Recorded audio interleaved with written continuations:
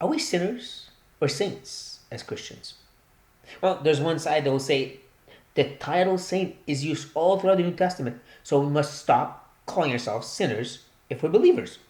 Yet, Paul himself, who wrote those words for the most case, will say in one of his later epistles, one of his last epistles, that he's the chief of all sinners.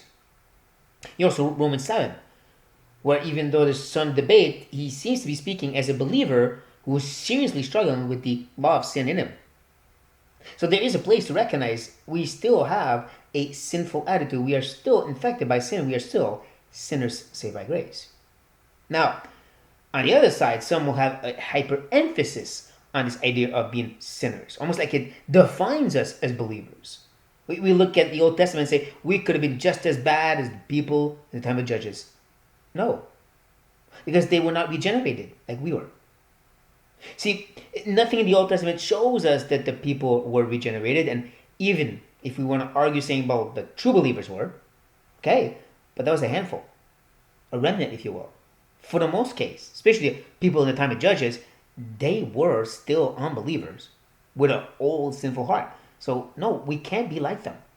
See, we are new creatures in Christ, regenerated and progressively being sanctified, and that's important too. We can't fall into the trap of thinking I'm such a sinner and I can't stop. No, because God's at work in you. The Spirit is making you more and more like Christ. Christ is living in you. And we are growing.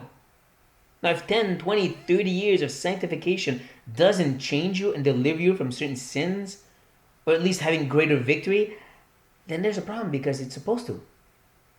But again, on the flip side, we don't become perfect. Some have fallen into that trap, thinking we are saints and we are to be without sin. No, we're not. Being saints does not mean that we will be without that struggle. See, we can hyper exaggerate this notion of being sanctified. And if we don't go to the point of being sinless perfection, we still think that it's all about how I'm faithful and therefore God will bless me. I'm obedient, that's why everything's going well. No, it's still grace because of Christ, Him being your righteousness. So we have to keep that tug of war going between the reality of who I am and becoming, but who's still about me, which is sin. May the Lord help us to keep that right tension, dear brothers and sisters.